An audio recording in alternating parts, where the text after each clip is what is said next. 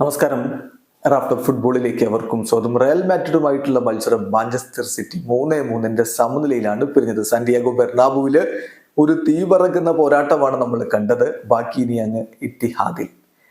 ഏതായാലും എന്തുകൊണ്ട് KDBയെ കളിപ്പിച്ചില്ല എന്നുള്ള ചോദ്യം ആരാധകരുടെ മനസ്സിലുണ്ടായിരുന്നു. അതിനുള്ള ഉത്തരം കളി കഴിഞ്ഞിട്ട് കൃത്യമായിട്ട് പെപ് ഗാർഡിയോള നൽകുകയും ചെയ്തു.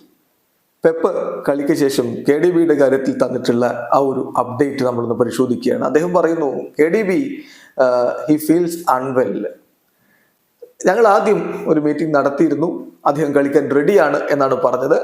പക്ഷേ ഞങ്ങൾ മാഡ്രിഡിലെത്തിയ ആ ഒരു സമയത്ത്, ലോക്കർ റൂമിലേക്ക് എത്തിയ സമയത്ത് അദ്ദേഹം വൊമിറ്റ് ചെയ്തു.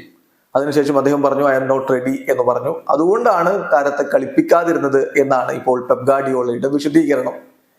ഏതായാലും മാഞ്ചസ്റ്റർ സിറ്റി ബെർണാബുവിൽ പോയിട്ട് വീരോചിതം പോരാടി രണ്ട് ടീമും കട്ടക്ക് നിന്ന ഒരു മത്സരമാണ് കടന്നുപോയത്. ഇനി ബാക്കി അങ്ങ് ഇത്തിഹാദിലാണ്. ഇത്തിഹാദിൽ അത്ര എളുപ്പമല്ല റയൽ മാഡ്രിഡിന്. അവിടെ അവർ വിജയിച്ചിട്ടില്ല എന്ന കാര്യം കൂടി ശ്രദ്ധിക്കുക. അപ്പൊ അതുകൊണ്ട് തന്നെ മാഞ്ചസ്റ്റർ സിറ്റിക്കാണ് മുൻതൂക്കം. കളി കഴിഞ്ഞതിന് ശേഷം പെപ്പ് അത് പറയുകയും ചെയ്തു, ഇനി ഞങ്ങളുടെ സ്ഥലത്ത് ഞങ്ങളുടെ ആളുകളുടെ പിന്തുണയോടെ ആ മത്സരത്തിനുള്ള മുഴുവൻ ടിക്കറ്റുകളും വിറ്റഴിഞ്ഞതാണ്. അതുകൊണ്ട് അവിടെ കാര്യങ്ങൾ അനുകൂലമാക്കി മാറ്റാം അവരുടെ പിന്തുണയോടെ എന്നാണ് കരുതുന്നത് എന്ന് പെപ്പ് വളരെ കൃത്യമായിട്ട് പറഞ്ഞിട്ടുണ്ട്. വീഡിയോ അവസാനിക്കുന്ന ഫുട്ബോൾ ലോകത്തെ കൂടുതൽ വിശേഷങ്ങളുമായി റാഫ്റ്റോക്സ് എത്താം.